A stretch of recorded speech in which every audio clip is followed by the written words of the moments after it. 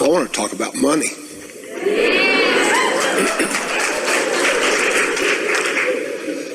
Now, I'm willing, but I don't want to win the lottery.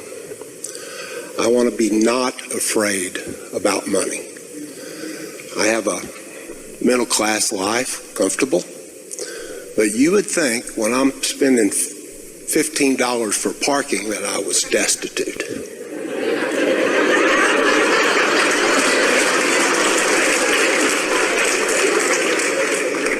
And there's three topics intermingled. Money, self-worth, and spirituality. Yesterday, what I heard, I don't know if it's what was said, but what I heard... Doesn't matter what was said, it only matters what you heard. ...was talking about sexuality. And it's like, you can't be spiritual and sexually active. That was the beginning premise, but that's not the way it is, yeah. Right. So for me, it's like, you can't be spiritual and have money. A lot of people feel that way. Now, that does not appear to be your problem.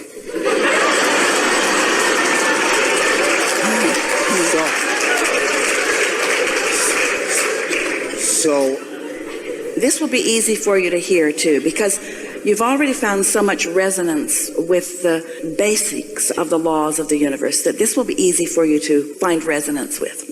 You've heard us say so many times that you were source energy and that a part of you came here into this body. And then you hear us say that this is the leading edge. This is the leading edge of all of this.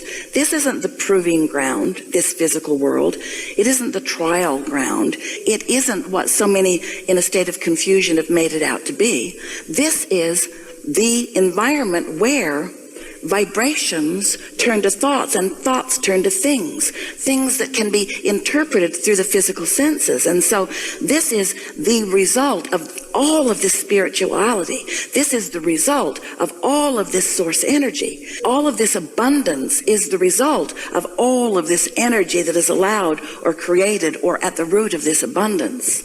And so sometimes people worry that if they are involved in something that earns money, that they may not be spiritual because they want to associate struggle and sacrifice with spirituality. And that is the biggest flawed premise that they begin with, because there is no shortage consciousness in source.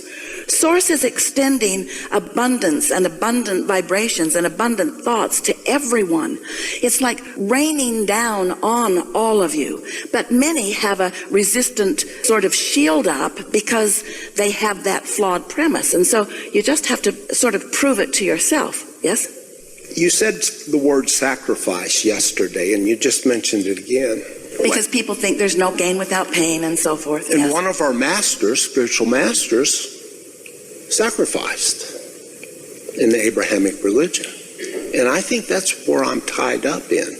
You have to willingly give up to give service to others.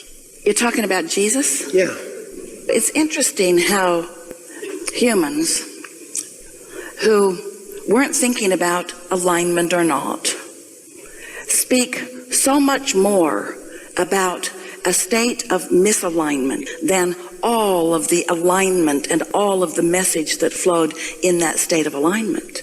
That's what we're talking about when you try to learn teachings that have been written that weren't in your time, that weren't written to you, that weren't written about your questions. You have all of this that's flowing directly to you, and yet people want to dig up some form of something that was all those thousands of years ago and make it somehow apply to them.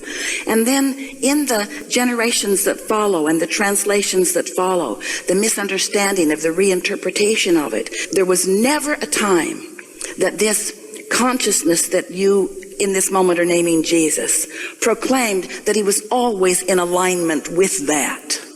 Ever. And yet that's the way humans tell the story, and so they tell a story in a way that is flawed, and then you all measure yourself against a flawed story and then wonder why you can't accomplish that.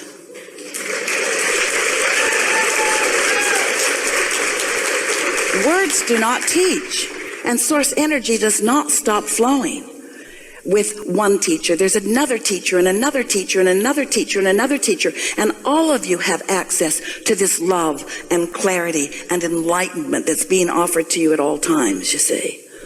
And so it's such a nice thing when you allow yourself a quieting of your mind, which puts to rest for a moment beliefs that aren't serving you and allows you a personal connection to this loving, glorious consciousness of Source, where you discover your own worthiness, your own value, your own connection with all that is good.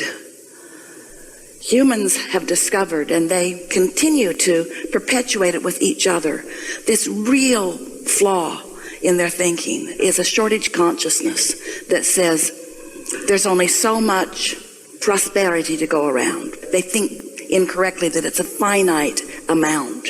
And then they squabble over how much you get and how much you get. And if you get it, then I can't get it. Not understanding that this evolution of abundance expands proportionately to the asking. So the more who are suffering in not enough abundance, the more abundance is created, because it is true. When you ask whoever you are, it is given. But the question is, are you in a state that is allowing what you've asked for to come in, or do you believe that you have to follow impossible rituals that have been passed on from generations in a not true way of understanding in order to be worthy? It's such an interesting thing to watch people pinching themselves off from the very source that they want to be with in order to prove their worthiness to be with that source. It's interesting that for so many humans, you've actually come to a place where you have rendered your own guidance system ineffective. Because you say, if it feels good, it isn't. And if it feels like sacrifice, it's good. And we say, uh-oh.